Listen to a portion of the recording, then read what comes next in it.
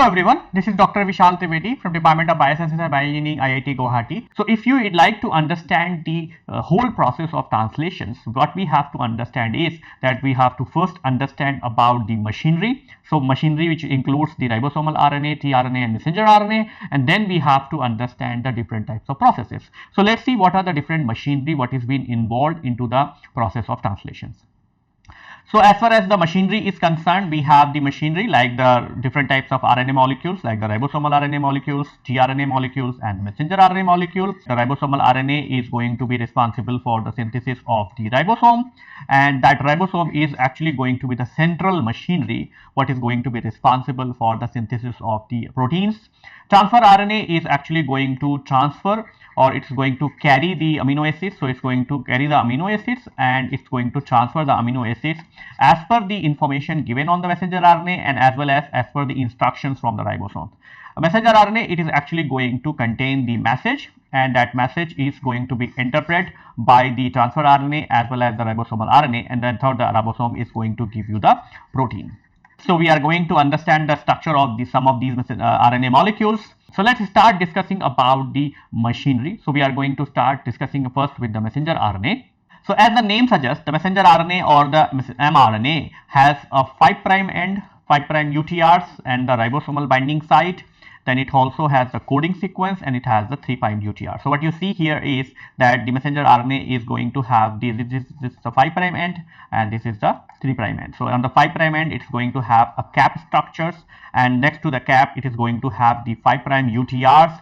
Then it's going to have the translational start site, and then it was going to have the translational stop site, and the nucleotides what are present between the start and the stop site are going to be called as the coding sequence. So these are the coding sequence which are actually going to direct the protein synthesis machinery like the ribosomes or the tRNAs to synthesize the protein. So and that is being done because it's actually going to contain the genetic codes, and these genetic codes are actually going to provide the informations in what sequence you are actually going to assemble the amino acids, and that's how it is actually going to be give you the correct proteins. So and then we have, so messenger RNA has the 3 reading frames out of which only one codes for the desired proteins. If in the sequence of these bases there is no stop codon to interpret the translation, then the synthesis of the entire polypeptide chain, and that is called as the open reading frame. So this is also called as the coding sequence or the open reading frames. Then next to that stop codon you are going to have the 3' UTRs, and then you are also going to have the poly A tails. So this poly A tails, I think remember when we were discussing about the transcription, we said that you require a cap and you require a poly A tail also for the proper functioning of the messenger RNA. Both the poly A tail and as well as the cap is actually required for the messenger RNA to bind to the ribosome, and that's how they are actually going to participate into the protein synthesis. Now what it is mean is that when you are actually going to have the coding sequence, the coding sequence could actually be able to interpret into the 3 reading frames. So let's take an example how it is actually going to be done, right? So for example, if you have a coding sequence like this, you have a coding sequence like A U G, G C G, A U G, C C C, A. Okay. Now, if this coding sequence can be interpreted in the 3 reading frames, so number 1 reading frames, you can start from the 1, right? And you can have this reading frame, you can have like this. So this is the reading frame number 1. Okay. Now, if I change the color, right? So you can have the reading frame number 2, right? So reading frame number 2 is going to be like this. So it's going to left the first residues and it's going to have the reading frame number 2, which is UGC, then CCA, then UGC, then CCA and the A. So these are not going to be part of the reading frame because you only have 2 nucleotides, and this all we are going to discuss in that. Okay, and then you're going to have the third reading frame, so that is also going to be there, right? So you're going to have the third reading frame. So what is going to be, so first we started with this residue, right? The second one we started with this residue, and the third one we are going to start with this residue. So it's going to be like this. Okay, well, you see 1A is left. So this is the what happened, right? So this means the 3 reading frames are actually can start from, so first reading frame is going to start from A, the second reading frame is going to start from U, the third reading frame is going to start from G. So that's why technically a single RNA molecule or single messenger RNA molecule is actually is potentially be able to give you the 3 proteins. But you know that when we started with the reading frame number 1, everything was settled, right? So you were getting all these codons are being used, right? So that's why that is actually going to give you a protein. Whereas when you go with the reading frame number 2, what you see here is first nucleotide you have left, and there are 2 nucleotides which are left at the back. So there will be a truncated protein which is going to be synthesized. And as you can see that the nucleotides what we are using for the synthesis is also going to be different. So that's why the different types of proteins can be synthesized if you go with the reading frame number 1, 2 and 3. And ideally every gene is actually defined that which reading frame they are actually going to use. So and that's how they are actually been able to provide the correct, or they will be able to help in synthesis of the correct proteins. This combination, like this combination of triplet, is actually being called as genetic code, because it actually is going to give you the information about the which amino acid it is actually going to code, and that's how it is going to be called as genetic code. So let's discuss about the genetic code. So genetic code is actually the messenger RNA is having the random sequence of the nucleotide differentiated by the bases attached to them, which are uracil, adenine, cytosine and the guanine, and the 3 nucleotides together code for a specific amino acid, and that are called as the codon. Now the question comes, why there are only 3 nucleotides? Why not 4 or why not 2, right? So if you go with the calculations, what you see here is that the 3 nucleotides are actually going to give you the sufficient number of codons so that you can be able to satisfy, or you can be able to code all the 20 amino acids. So you know that we have 20 amino acids, right? If you want to code for the 20 amino acids, the minimum number what you require is actually the 20 codons, right? So 20 codons, how you are going to get the 20 codons, right? So why there are only 3 nucleotides as a part of the genetic code? The genetic code is a triplet code called as codon. It is known that we have only 4 different types of nucleotide that make the whole genome. So it is known that each codon consists of 3 nucleotides, which means that 4 to the power 3 is actually going to give you the 64 possible codons for the different types of amino acids. However, we have only the 20 amino acids, so it is obvious that the more than 1 codons are coding for the single amino acid, and this is also illustrated by the Wobble hypothesis. So if you go with the 2 nucleotides, okay, then how many number is going to be 4 to the power 2, right? So what will be the number? It's going to be the 16 nucleotides, right? So if it is 16, is actually lower than this number, right? And if you go with the 3 nucleotides, then the number is going to be the 4 to the power 3, right? And the 4 to power 3 is actually the 64. So 64 is sufficient number which actually be able to code for all the amino acids what is being utilized by the ribosomal machinery for the synthesis.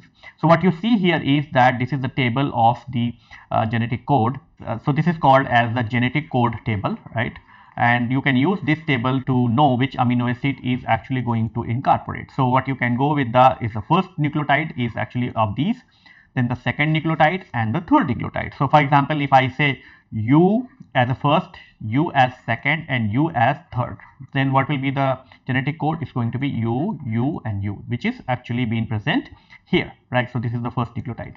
Then we can have the UUC, right? So U, U and you can have C from this side, right? So it can be phenylalanine. So from UUU is actually coding for phenylalanine. You can see that UUC is coding for the phenylalanine, but the other amino acids, the other combinations are actually coding for the leucine. So you can see that for the single amino acids, the phenylalanine, you have the multiple amino codons. Similarly, you can see that for serine you have the 4 nucleotides. Similarly, for the tyrosine you have the 2 different types of nucleotides, and so on. Apart from these, you can also have some of the stop codons, like you have the UAA, UAG and UGA, and all these are called stop codon because they don't code for any of the amino acids. So ideally, for the genetic codes, what you have is you have the 61 genetic codes which are coding for the amino acids, and the 3 genetic codes which are actually called as stop codons. So let's see what are the general property of the genetic code. Genetic codes is triplets. So genetic code is triplet called as codons. So these are going to be triplets, right? Like for example, AUG. So this, and it's always been read as in triplets. Okay.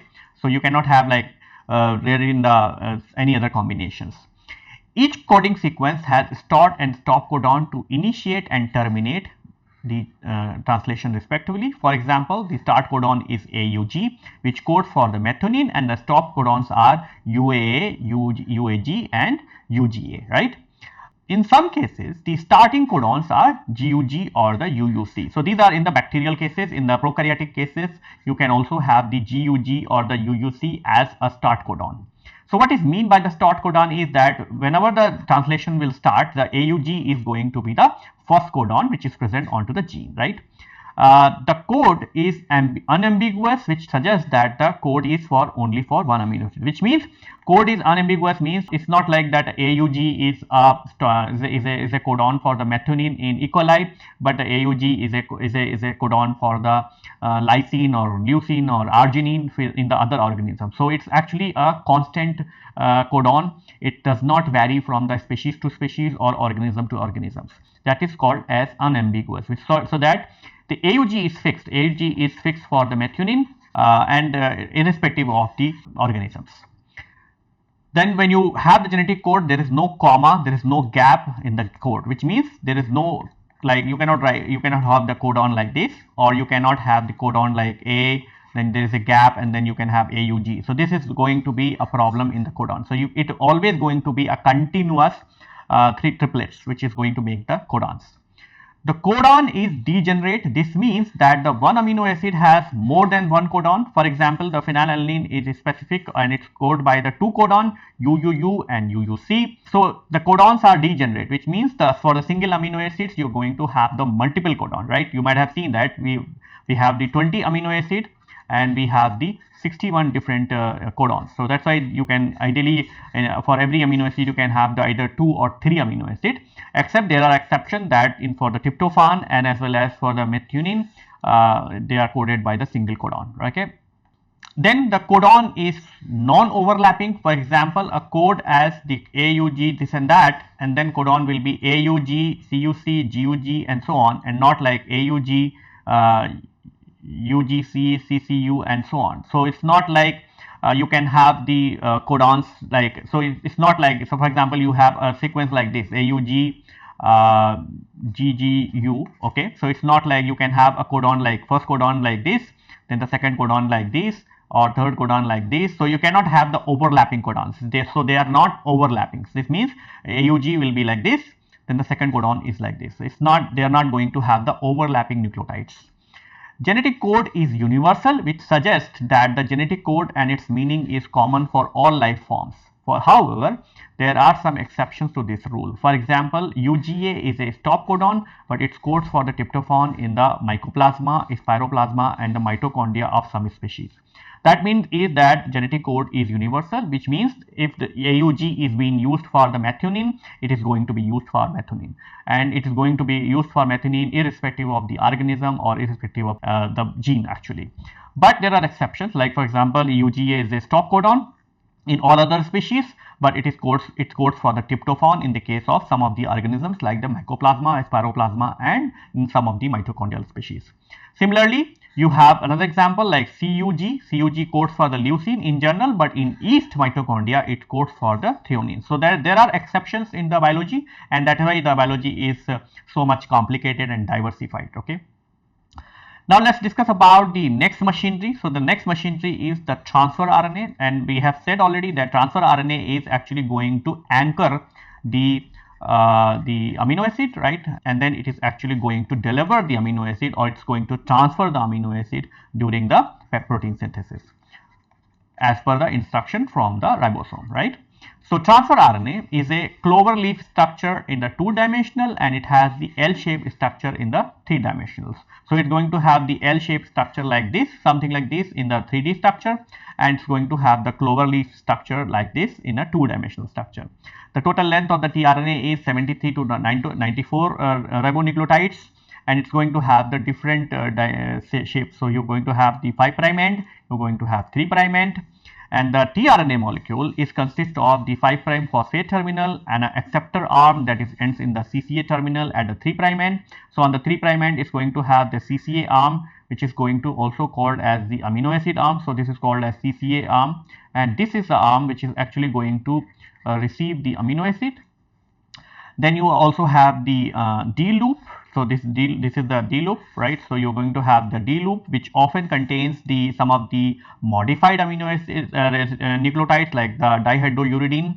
Then you also have the anticodon loop. So anticodon loops are actually going to have the anticodon, and the purpose of the anticodon is that it is actually going to interpret the codon. So depending on the anticodon, the amino acids are going to be tagged to the tRNA.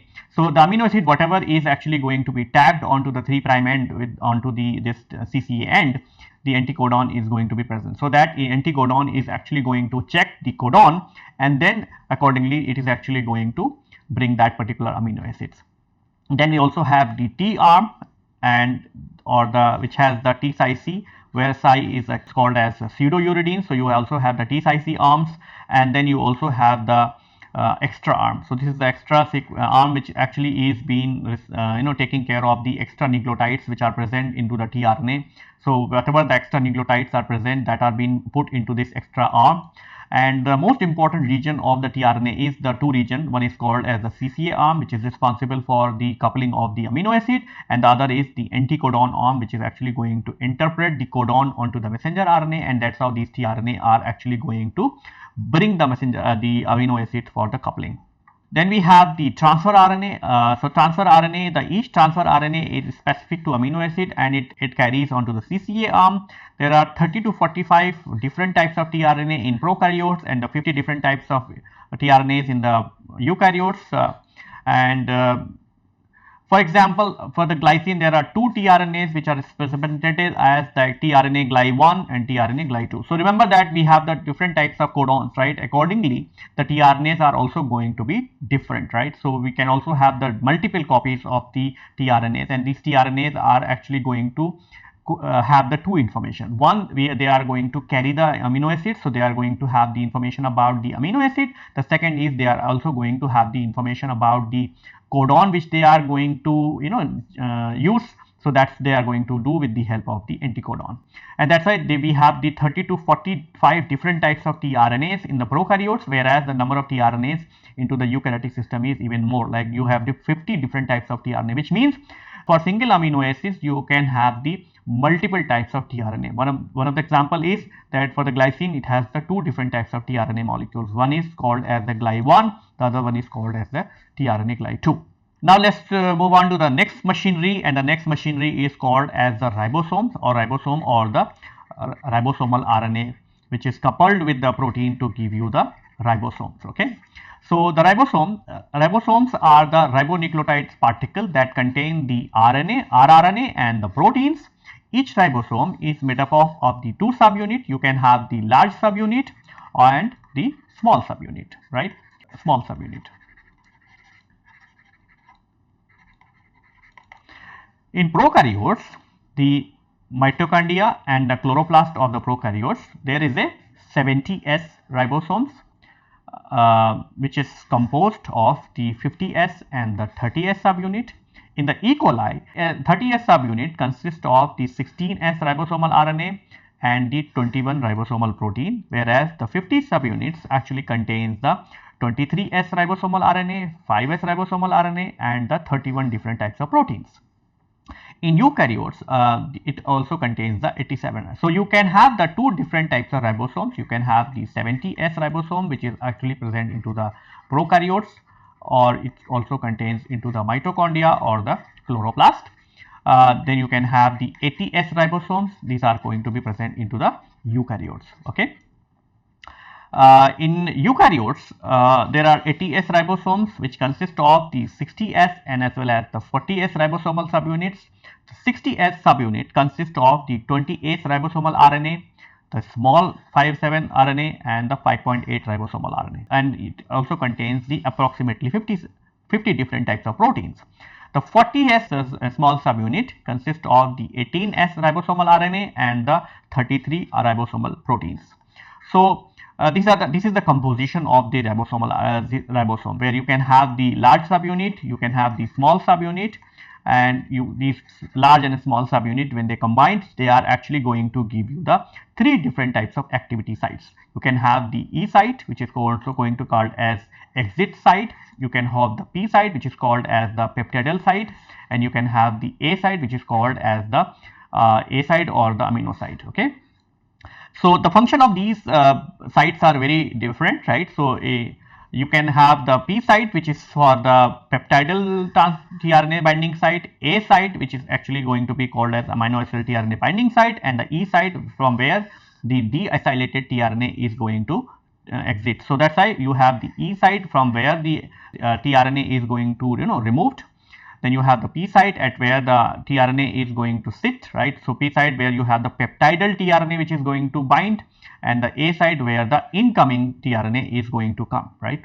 So this means the ribosome is actually providing the necessary infrastructure and framework for the protein synthesis. On one side, it is actually going to have the entry and exit of the tRNA, right? So tRNA is actually going to have the entry and exit onto the ribosomes, and on the other end it is also have the messenger RNA binding site. So it's actually going to interpret the message what is present onto the ribosome, onto the messenger RNA, and that's how it is actually going to be central machinery where the protein synthesis is going to take place. So we have discussed about the structure of the translational machinery, we discussed about the genetic codes, and now we are going to start discussing about the mechanism of translations. And the first step in the mechanism of translation is that you want to activate the amino acid, which means you are actually going to couple the amino acid to the tRNA, right? That is actually you're going to couple it to the tRNA. As soon as you couple it to the tRNA and you are going to make the tRNA amino acyl or tRNA acylated, right? It's going to be committed for the protein synthesis. So let's see how we can do the amino acid activations. So amino acid activation, during this process, the amino acids are attached to the tRNA in the presence of enzyme which is called as amino acyl tRNA synthetase. This enzyme activates the amino acid by attaching covalently to the tRNA. When the tRNA gets charged, its name is called as amino acyl tRNA. So during this process, the amino acids are attached to the tRNA with a high energy bond, so that they are actually being called, so they are called as activated amino acids. So what will happen is you have an amino acid and then you have a tRNA, and then you are actually going to utilize the energy in the form of ATP. So what happens is that the amino acyl tRNA synthetase is actually going to utilize the ATP, and it is going to convert the ATP into the AMP, and it's going to synthesize the pyrophosphate. Okay, and by breaking the ATP, it is actually going to generate the energy, and that energy is going to utilize for the formation of the coupling of the amino acid to the tRNA, and that's how you are going to have the amino acyl tRNA. This amino acyl tRNA is actually going to have, is also called as the activated amino acid, and that activated amino acid is going to participate into the protein synthesis. Okay. Once the amino acid activation is over, right, then it is going to participate into the mechanism, into the translations, right? You know that we have already discussed that we have the initiation codon, or we have the first codon, which is actually going to be used as the initiation. So the question is that what is the difference? Will there be a difference between the tRNA, what is going to be responsible for the initiation of the translational machinery, or it is actually the regular tRNAs? So in the eubacteria, the first amino acid in the polypeptide chain is N-formyl methionine, which is specific to the three codes as the AUG, GUG and UUC, right? Remember that we said that AUG, GUG and UC can be a potential initiation codon, right? So these initiation codons are coding for, not for the normal amino acids. They are not coding for the normal methionine, they are coding for the N-formyl methionine, and that's why for the first tRNA which is going to participate into the initiation reactions, it's not the methionine which is going to be tagged to that particular tRNA, it is the N-formyl methionine is going to be used. So in this process what will happen is that methionine is actually going to be formilated to generate the F-met or the N-formyl methionine, and then this is actually going to coupled onto tRNA to generate the fmet tRNA. Then that's how it is actually going to generate the fmet tRNA, and that fmet tRNA is the tRNA species which is going to participate into the initiation steps. So wherever these codes are present in the initiation point, they code for the N-formyl methionine, but they are present in between the coding sequence, they code for the methionine and valine respectively, which means if the AUG is present at the first codon, it is actually going to be code for the N-formyl methionine, but if the AUG is present inside the codon, inside the sequence, then it is actually going to code for the normal methionine. So how does this happen? This happens because of the difference in the initiator tRNA and the one that you used in between the process of translation. So initiator tRNA has a unique feature that distinguishes them from the elongating tRNA in the bacteria. So you can have the two different types of tRNA molecules, the tRNA which is responsible for the initiator tRNA, and then you can also have the tRNA which are participating into the elongation steps. Now let's talk about the first step, and the first step is called as the initiation. So in the first step, the small subunit of the ribosome binds to the messenger RNA such that the initiation codon lies into the partial P sites. This gets possible due to the activity of the initiation factor 3. So it basically prevents the untimely reassociation of the large and small subunit of the ribosomes. Moreover, it promises the accuracy of initiation sites. So how that is being done? In the messenger RNA, there is a ribosomal binding site which consists of the Shine-Dargano sequences and the initiation codon, right? This Shine-Dargano sequence, which is the 5' AGGA-GGU, and it is located 10 base pair upstream of the initiation codon, is complementary to the region of the near to the 3' end of the 16S ribosomal RNA, a component of the small subunit. So what happens is that you have the Shine-Dargano sequences which are present onto the messenger RNA, and then these Shine-Dargano sequences are actually having the affinity onto the small subunit of the ribosome, and when these two come together, the Shine-Dargano sequence actually helps to align the two RNA species in such a way that the initiation codon actually is present onto the P site. So this is what happened, right? You have the initiation codon which is the AUG, and before to this you are actually going to have the Shine-Dargano sequence. So in the next step, your tRNA carrying the N-formyl methionine is entered into the P site and bound to the messenger RNA by its anticodon loop, right? So once the initiation codon 3 and initiation factor 1 is actually going to present, and it is actually going to block the E and as well as the A site, right? So you have the three sites, right? You have the E, P and A. The P site, on P side you have the starting codon, right? And whereas on the E side and as well as A side you are going to have the initiation factor 3 and 1. Then what will happen is that the initiation tRNA is going to come along with the initiation factor, which is actually a GTPase, and because of this the initiation codon is actually going to bind onto the P site with the help of the codon and anticodon interaction. So you see these are the codon, right? So AUG, which is actually going to code for the N-formyl methionine, whereas this is the anticodon for the N-formyl methionine. So you are actually going to have the anticodon which is going to be unique for this particular sequence. So you see that it is actually complementary to each other, right? So G, C, U, A and AU. So that's why it is actually going to recognized by this particular initiation codon. Okay. So initiation factor 2 is responsible for this activity. It directs the initiation tRNA to its correct position in the initiation complex. It also exhibits the ribosome dependent GTPase activity. Once the GTP is hydrolyzed, then the 57 subunit join to form the complete ribosome.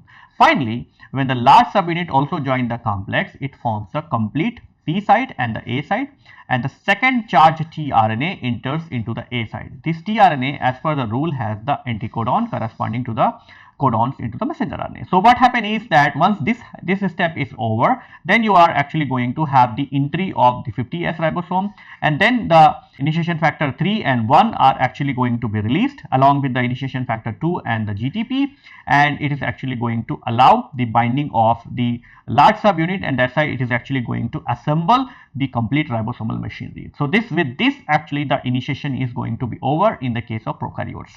So there are difference between the initiation of the into the prokaryotes and as well as the eukaryotes. So all other steps are almost the identical, except that the initiation steps are different between the prokaryotes and the eukaryotes. In the translation process, the main difference between the eukaryote and prokaryote is in the initiation process itself. Some major difference between the eukaryotic initiation and the prokaryotic initiations are as follows. In the eukaryotes, there is only one start codon for the AUG, and it codes for the methionine and not the N-formyl methionine, whereas in the eukaryotic cell needs more initiation factor than the prokaryote. So there are two major differences. One, that the eukaryotic AUG codes for the methionine, whereas the prokaryotic AUG codes for the N-formyl methionine, and the eukaryotic cell needs more initiation factors than the prokaryotes. Eukaryotic cells requires the 12 initiation factors, whereas the prokaryotic cells requires only the 3 initiation factor 1, 2 and 3. In eukaryotes, the process of association of the messenger RNA with the small subunit, the 40S ribosomal subunit, is more complex than the prokaryotes.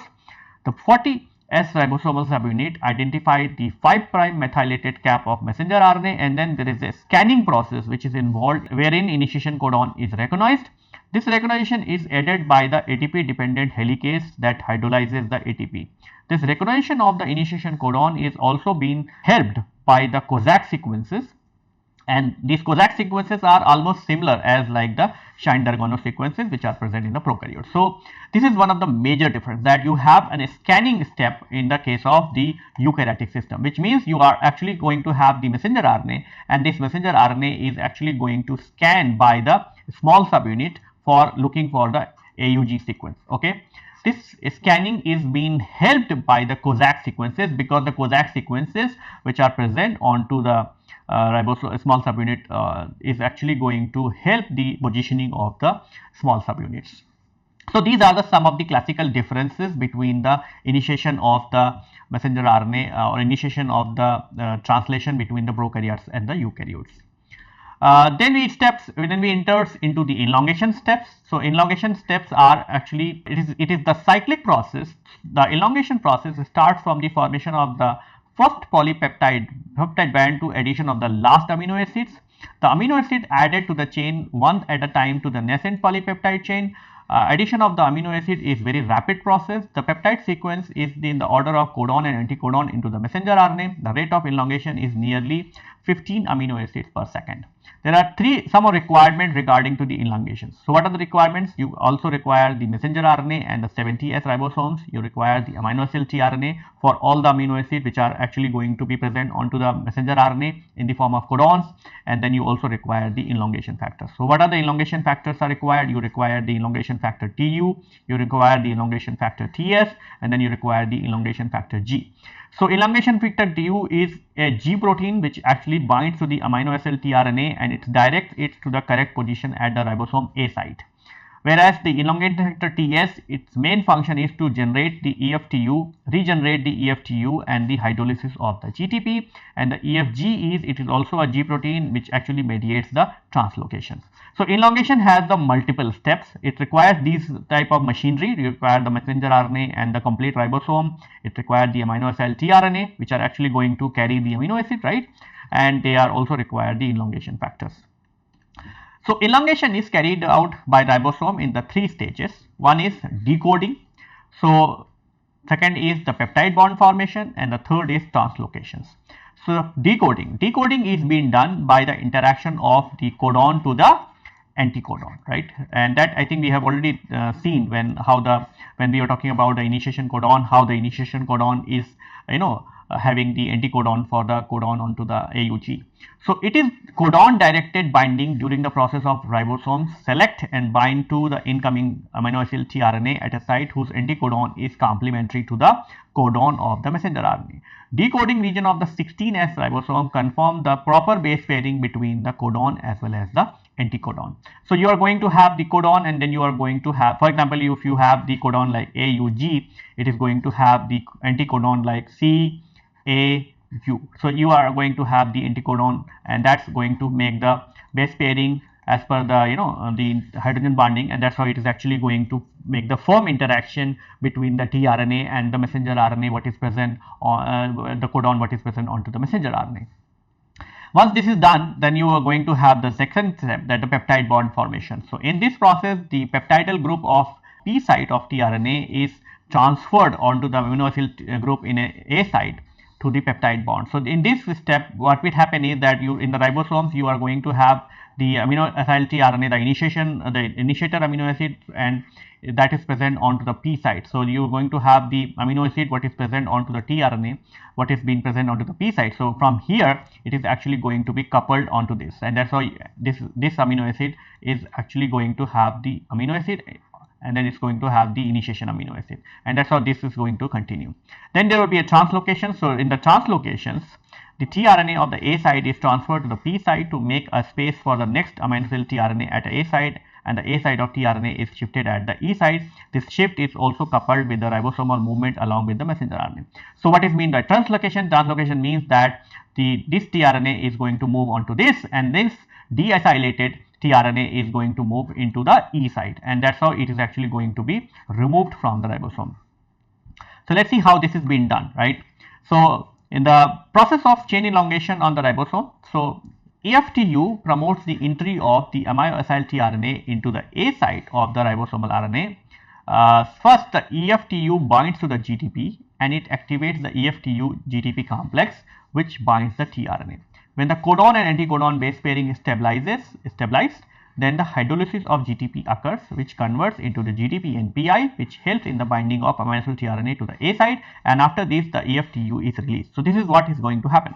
The EFTU is actually going to combine with the GTP, so that's how it is actually going to have the binary complex. Binary complex means the two molecules are coming together, right?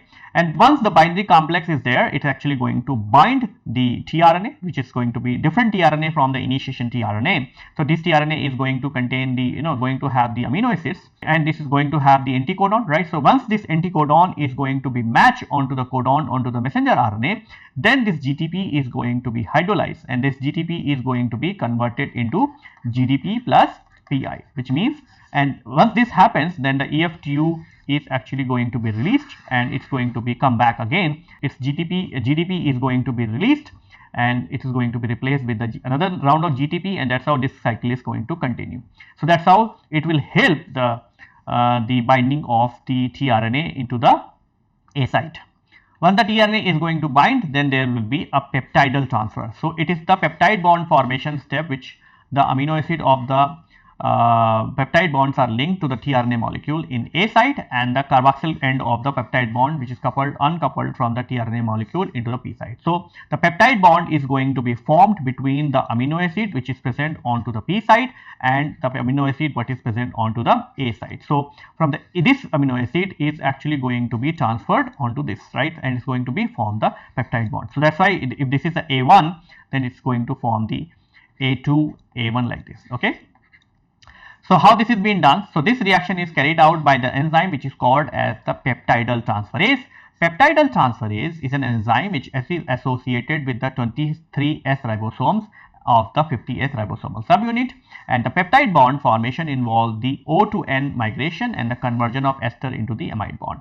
So this is what is going to happen, right? You have the FMET, which is the initiation amino acid, which is going to be present onto the P site, and then it has the free carboxyl group, right? So you have a free carboxyl group, and then there will be a attack from the amino group from the second amino acids, right, which is present onto the A site, and that's how it is going to attack onto this carboxyl group, and that's why this reaction is going to be catalyzed by the peptidal transferase, and then there will be amide linkage which is going to be formed between the amino acid what is present onto the A site. So you have this is the amino group, right, and this is going to be carboxyl group, and there will be an amide linkage what is going to be formed, and then this amino acid what is present onto the P site is going to be transferred onto this, and you still have the tRNA, the deacylated tRNA what is present onto the P site.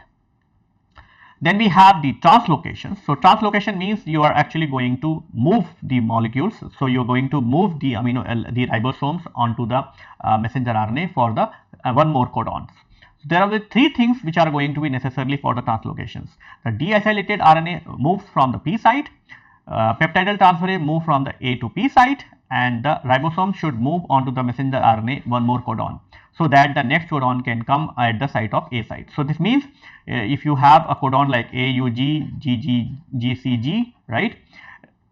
Initially the ribosome is going to be present onto the AUG. Now it's going to move for the one codon and it's going to be present on this. So this codon is now going to be present onto the P site, and that's how the another amino acid is going to enter into the A site, and the tRNA what was present onto the A site initially is going to be moved onto the P site, and that the deacylated tRNA what was present initially onto the P site is actually going to be present onto the E site, and from this side it is actually going to be released. Translocation step is carried out by the EFG factors, right? Elongation factor G, right?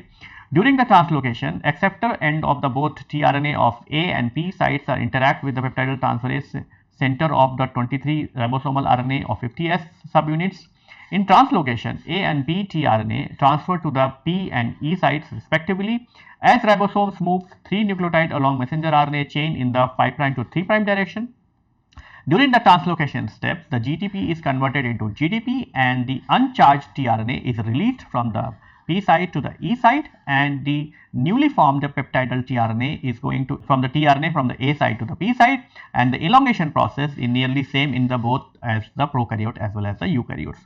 So this is what is exactly going to happen, right? You have the what we have is we have the A site where we have the tRNA, and that tRNA is going to contain the two amino acid A1 and A2, right? And this side you have the tRNA which is actually does not contain any of the amino acid, because this amino acid is already been transferred onto the another tRNA, right? And then you also have the empty E site. So when this ribosome is going to shift into this direction, right, one codon, right, then what will happen is that this is going to move to here, right, and that's how you are going to have the deacylated tRNA. So this is what going to happen, right? So once this ribosome is going to move for the one nucleotide, this is going to move to the here, right? So this is going to be present here, and since this does not contain any of the amino acids, it's going to be released from the ribosomes. Same is true for this one. So this is going to be moved onto this side, right, and it is actually going to have the A1 and A2 on this. And once this happens, this site is going to take up the new codon, and that's going to have the new tRNA, and that is going to have the fresh amino acid according to the next codon. And this process is going to continue, which means the P is going to have the tRNA, which is going to have the A1 and A2, and the A is actually going to have the new amino acid. So it's going to have the tRNA which is going to have the A3, and then again the same process is going to happen. The A1 and A2 is going to be transferred onto the A3, and E is going to have the that tRNA which is being does not contain the amino acid. So this process is going to continue, like you're going to have the coupling reactions, then you're going to have the translocation, and that's how this will continue, right? So this elongation steps continue until it reaches to the stop codon. So what happens at the stop codon? So then it is going to have the terminations, right? So the termination of the translation occurs due to the stop codon. So there is a 3 stop codons, UAA, UAG and UGA, which are present, right? So out of these 3, one of the stop codon appear in the A side of the ribosome. It causes the termination because there is no tRNA present corresponding to these codons. So tRNA is not going to bind the codon, and the causes the terminations. So during the termination, there is a release factor which are involved. So when the UA or UGA is in the A site, the RF1 binds to the ribosomes, and when the UAA or UGA is in the A site, the RF2 binds to the ribosome, and RF3 is a type of GTPase which has the main function to catalyze the release process through the GTP hydrolysis, GTP binding and the hydrolysis. So this is what exactly going to happen, right? During the termination step, what will happen is that you are actually going to have the fully synthesized protein which is going to be present onto this side, right? So you're going to have A1, A2, A3, AXX like that. But this side, since this got moved to one more steps, right, you are going to reach to the stop codon, right? So the stop codon is actually going to have is allowing the entry of the tRNA, but this tRNA will not going to have any amino acid. So it's not going to have the amino acid, and because of that, this is actually going to moved onto this direction, and it is actually going to be released, right? Because since there is no amino acid on this side, will not be able to do the coupling reaction, and that's why it is actually going to be released from the ribosomes. The release factors RF1 or the release factor RF2 binds to the ribosome nearly at the A site, right? And the polypeptide chains are released from the ribosome by the peptidyl transferase complex. The peptidyl transferase complex transfer the carboxyl terminal residue of the peptide chain from the tRNA from the P site to the water molecule. Now the release factor RF and the GTP released, and the tRNA is also free from the ribosomes. And now the 70S ribosome is unstable due to the presence of the initiation factor IF1 and IF1 and the ribosome recycling factors. As a result, the 70S ribosome disrupt into the 30S and the 50S subunits, and it is going to be prepared for the initiation. So this is what exactly going to happen. Once it reaches to the stop codon, the GTP and the RF factors are going to come, and that's why they are actually going to release the newly formed polypeptide protein chain, and they are also going to release the 30S as well as the 50S subunits. So this is all about the translations. What we have discussed so far, we have discussed about the charging of the amino acids. So we have discussed how the amino acids are going to be activated by the help of the ATP, and that's how it is going to couple onto the tRNA. So first you are going to have the charging steps, right, where you are actually going to couple the tRNA with the corresponding amino acid. So it's going to form the amino acyl tRNA. And once this is going to be synthesized, this is actually going to deliver the amino acids. So where the tRNA, amino acyl tRNA is going to bind, if it is the initiation codon, then it is actually going to go and bind onto the P site, right? And then if it is the normal tRNA, then it is actually going to go and bind to the amino, like the A site. So, and once it binds to the A site, the tRNA what is present, the initiation tRNA is going to be, there will be a peptide bond which is going to be formed onto the tRNA what is present onto the P site, to the tRNA what is present onto the A site, and then this cycle will going to continue. Whereas the tRNA is, when it is getting deacylated, it is going to be transferred onto the E side, and from here the A side, this tRNA is going to be released into the cytosol, and then this tRNA is again going to participate into the charging reactions. Whereas the during the translocation, the tRNA which is actually going to have the dipeptide is going to be moved onto the P site, and then another tRNA is going to come onto the A site, and that's how this cycle is going to continue until the ribosome is going to reach onto the stop codon, and at the stop codon the release factors are going to come, and that's how they are actually going to release the new polypeptide, and they are also going to disintegrate the small subunit as well as the large subunit, because since at the stop codon there will be no tRNA which is actually going to have the amino acid bound, so they are actually going to activate, allow the release factor to release the machinery from the messenger RNA. So that's how the messenger RNA is, all the small subunit as well as the large subunit of the ribosome is going to be dismantled from the protein synthesis machinery. So this is all about the translation what we have discussed. Now we are going to discuss about the post-translational modifications. So when we talk about the post-translational modifications,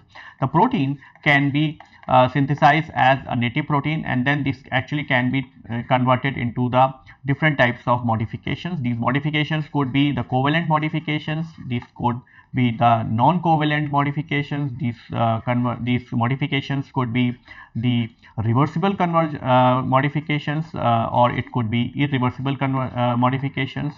One of the classical example of the reversible post-translational modification is the phosphorylations, and the irreversible post-translational modification is the ubiquitinations.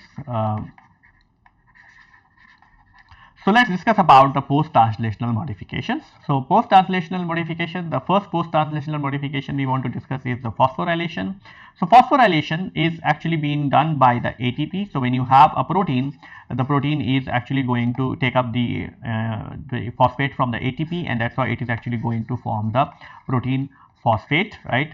And you know that the phosphate is actually going to have the high energy bond, right? So it's actually going to provide the energy into the protein molecules, and that's why it is actually going to induce different types of modifications. It is actually going to make the the modifications. It's going to have the structural modifications. So it's going to have the structural modifications. It can have the activity modifications, like it's going to increase or decrease the activity of the proteins, and it also can actually have the modification in terms of the association of the proteins with the another protein or the substrate also. So when you have the phosphorylation, it is actually going to induce the multiple types of changes into the protein, and these changes could be advantageous or it could be disadvantageous. For example, sometime it may actually increase the activity, and sometime it's actually going to decrease activity. So how the phosphorylation is going to happen? A phosphorylation is always been done onto the amino acid. So you have classically you have the 3 amino acid on which the phosphorylation can be done: the threonine, serine, and you can also have the tyrosine. So all these amino acids are actually containing the free hydroxyl group, and on this free hydroxyl group you can actually be able to attach the phosphate. So how this happened? For example, I have shown you one reaction where I have used the serine, right? So you have the OH, which is actually going to contain the lone pair electrons, and these lone pair electrons are attacking onto the phosphate molecule, and then that's why with this high energy intermediates, this phosphate is going to be transferred onto the phosphate onto the serine, and that's why it is actually going to form the phosphoserine molecules. You require some of the cofactors like magnesium, and then this reaction is always being catalyzed by an enzyme which is called as the kinase. So in this case, if this is the serine which is getting phosphorylated, then this can be called as the serine kinase. How the phosphorylation? I think we have already discussed that the phosphorylation is actually going to have the conformational changes into the protein. So phosphorylation causes the conformational changes in the phosphorylated protein. These conformational changes stimulate the catalytic activity of the protein. So many protein can be activated or inactivated by the phosphorylation. The phosphorylated proteins employ the neighboring proteins which have the structural conserved domain that distinguish and bind to the phosphomotif. These domains are specific for the diverse amino acids. The protein phosphorylation is a reversible post-translational modification which is carried out by the kinase which phosphorylate and the phosphatase which dephosphorylate to the substrate.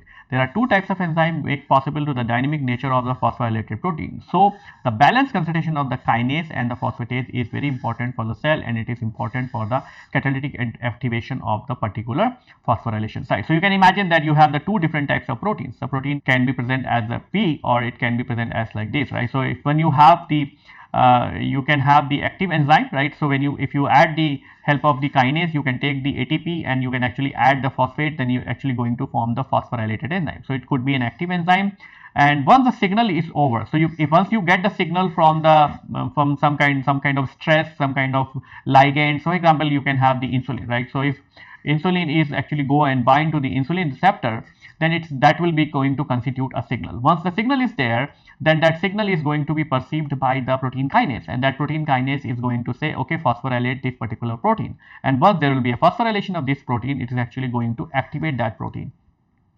But once the signal is over, which means once you have removed the insulin from the vicinity, right, then the signal is going to die, right? And once the signal is over, then that is actually going to activate the corresponding phosphatase, and that corresponding phosphatase is actually going to remove the phosphate molecule from the protein, and that's how it is actually going to generate the inactive enzyme or to the native enzyme back, right? So this is one of the classical example how the phosphorylation actually can be able to use as a tool to modulate the protein activity, and that's how you actually can respond to the external stimuli. Now, apart from the phosphorylation, you can also have the glycosylation. So glycosylation is a direct function of the biosynthetic secretory pathway in the endoplasmic reticulum and the Golgi apparatus. Approximately 50% of the protein characteristically expressed in a cell grow through this alteration, which involves the covalent addition of the sugar moieties to the specific amino acids. Mostly soluble and membrane-bound protein expressed in the endoplasmic reticulum undergo the glycosylation, including the all secreted proteins, surface receptor, and the ligand. Moreover, some proteins that are transferred from the Golgi to the cytoplasm are also glycosylated. So glycosylation is a topic which we are actually going to discuss in detail when we are actually going to talk about the vesicular transport. So I am not going to discuss the glycosylation mechanism, but what is meant by the glycosylation is that the protein is going to be connected with the carbohydrate molecules or a combination of the carbohydrate molecules, and that's why it is actually going to form the glycoprotein. And this glycoprotein is actually going to have the different types of sugar molecules which are being attached, and based on these sugar molecules, it actually going to provide the signal into the cell, and that's how these protein molecules are going to be distributed to the different organelles. So that we are actually going to discuss in detail when we are going to discuss about the vesicular transport. Apart from this, we can also have the ubiquitination. So ubiquitination is a covalent modification of the protein, and it is a irreversible modifications. So this is another post-translational modification where the ubiquitin, which is a protein, is added to the another protein. So ubiquitin is a eukaryotic protein coded by the 4 different genes in the mammalian cells like the UBA52, RPS27, AUB and the UPC. And the ubiquitin is made up of the 76 amino acid, and it has the molecular weight of 8.5 kDa. It is characterized by the presence of C-terminal tail and 7 lysine residues. In ubiquitinations, basically the carboxyl end acid of the terminal glycine from the diglycine motif in the activated ubiquitin forms an amide bond to the epsilon amino of the lysine in the modified protein. It marks the cellular protein for the process of degradation by the proteasome, changes the protein locations, prevent or the promote the protein-protein interaction. So ubiquitination is required for the protein degradation. So when the protein is actually going through the aging process, when the protein is non-functional, it will go for the ubiquitination. And this ubiquitination is also going to be sometime altered its the localization, or it's also sometime altered the protein-protein interaction, which means if you actually going to mask some of these sites which are responsible for the protein-protein interactions by the ubiquitination, you can also be able to disrupt the protein-protein interaction as well. So what are the different steps which are involved in the ubiquitinations? In the step 1, you are going to have the activation of the ubiquitin. So it occurs in the 2-step reaction process. At first, the ubiquitin interact with the ATP and form the adenylated ubiquitin or ubiquitin adenylate intermediate. In the second step, the ubiquitin is transferred to the E1 active site containing the cysteine residue. So you can actually have the activation of the ubiquitin. So that is the first step, right, where you actually going to have the ubiquitin. It is going to attach with the ATP and it is actually going to form the adenylated ubiquitin, and that adenylated ubiquitin is actually going to coupled onto the ubiquitin enzyme, right, the E1 enzyme, and with the help of the sulfur. So this is going to form up. So E1 is actually going to contain the cysteine, and that's how it is going to utilize that cysteine to couple the ubiquitin. Then we have the ubiquitin E2 enzyme. So transfer of the ubiquitin is going to be done from the E1 side to the E2 side via a trans-esterification reaction. So from the E1, the ubiquitin is going to be transferred onto the E2 by a trans-esterification reactions. Now this E2 and as well as the substrate protein is actually going to bind into the E3, and in the last step, the ubiquitin cascade, there is a formation of a isopeptide bond between the lysine of the target protein and the C-terminal glycine of the ubiquitin via the activity of one of the hundreds of the E3 ubiquitin ligase. So this is going to be E3, which is going to be called as E3B ubiquitin ligase, and it is actually going to couple the ubiquitin what is present onto the E2 onto the substrate protein, which is actually going to have the free amino group, and that's why on this free amino group the ubiquitin is going to be transferred. And you can imagine that this process, if you continue for several rounds, then you are actually going to have the multiple ubiquitin could be transferred onto the substrate molecule. So on the substrate molecule you can have the monoubiquitinations or you can have the polyubiquitinations, and depending on the mono or the polyubiquitinations, the protein's properties can be modulated. Apart from that, we can also have the another kinds of post-translational modification that is called as the methylation. So this process refers to the addition of methyl group to the nitrogen or the oxygen or to amino acid side. The N-methylation is irreversible, whereas the O-methylation is a potentially reversible. Methylation causes the hydrophobicity of the amino acid and it neutralizes the negative charge when attached to the carboxyl end. Main methyl group transferred for such a reaction is the SAM or S-adenosylmethionine. This reaction is mediated by the enzyme methyltransferase. Methylation process is involved in a epigenetic regulation as the histone methylation and the demethylation. So methylation is a process which actually is responsible for the opening and closing of the chromatins, and that's how it is actually going to be responsible for activation or the deactivation of the transcription processes. So that it is a kind of a mechanism which is being used for the regulatory purposes, right? So for example, you know that there are heterochromatin and euchromatin, right? And the chromatin can be fractionated into the heterochromatin and euchromatin, and so the methylation and the demethylation can be a process through which you can actually be able to convert the heterochromatin into euchromatin and euchromatin into heterochromatin. So with this I would like to conclude my lecture here. Thank you.